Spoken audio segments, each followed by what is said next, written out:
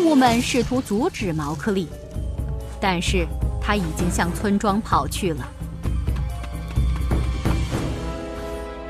黄昏时分，他到了草地，他害怕极了。每个人都很早就从田里回来了，人们没在准备晚饭，而是聚在无花果树下。他们生气地大喊着。毛克利悄悄地向麦苏雅的小屋走去，他偷偷地透过窗户往里面看，只见麦苏雅的丈夫被绑在床上，麦苏雅躺在地上，嘴被堵着，手脚被绑着，她吃力地喘着气，痛苦地呻吟着。毛克利吓了一跳，麦苏雅被打得很严重。毛克利很了解村民们的习惯，只要人们能吃饭和聊天，他们就会待在树下。但当布尔迪奥没抓到毛克利回到村庄时，他们就会回来的。毛克利从窗户溜进了小屋里，他弯腰切断了麦苏雅和她丈夫身上的绳子。麦苏雅看起来十分痛苦，毛克利用手捂住她的嘴，免得她尖叫。我知道你会来的，麦苏雅抽泣着说，我知道你是我的儿子。这是谁干的？毛克利问道。整个村庄，麦苏雅的丈夫回答道。他们认为我们是富有的巫师，会使巫术。毛克利被所有关于巫术的话弄糊涂了。巫师到底是什么？看，麦苏雅对丈夫说，他不是巫师，他是我的儿子。是儿子还是巫师有什么关系？男人回答道。我们会死的。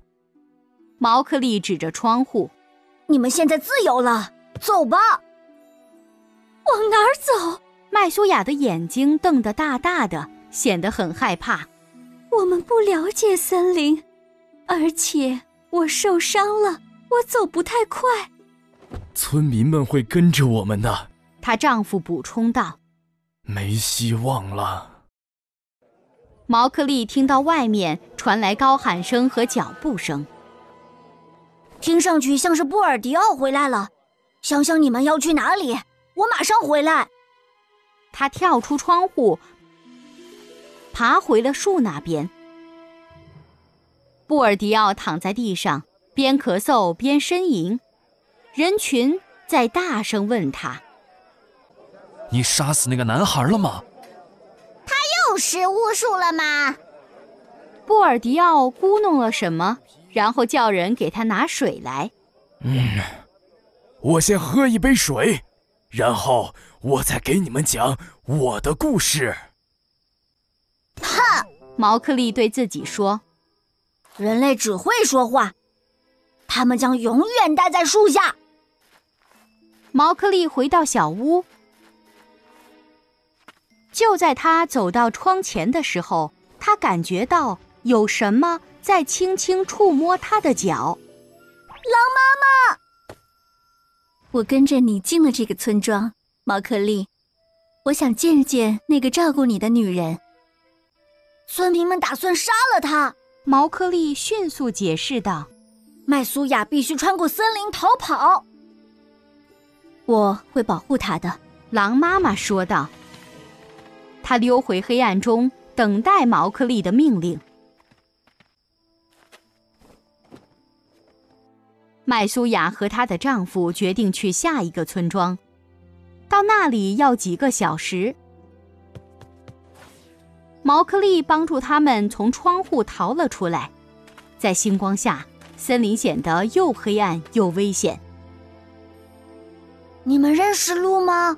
他低声说。夫妻俩点了点头。好，别害怕，我保证森林会保护你们。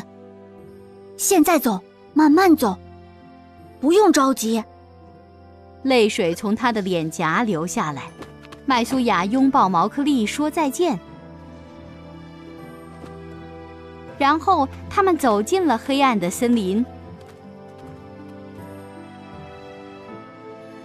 狼妈妈悄悄地跟着。很快，另一个动物出现了。巴西拉！毛克利迅速向他解释了情况。布尔迪奥还在给村民们讲故事，但是他会停下来的，然后人们就会过来。当人们发现这个小屋空了，我们该怎么办呢？巴西拉想了一会儿，我有一个办法。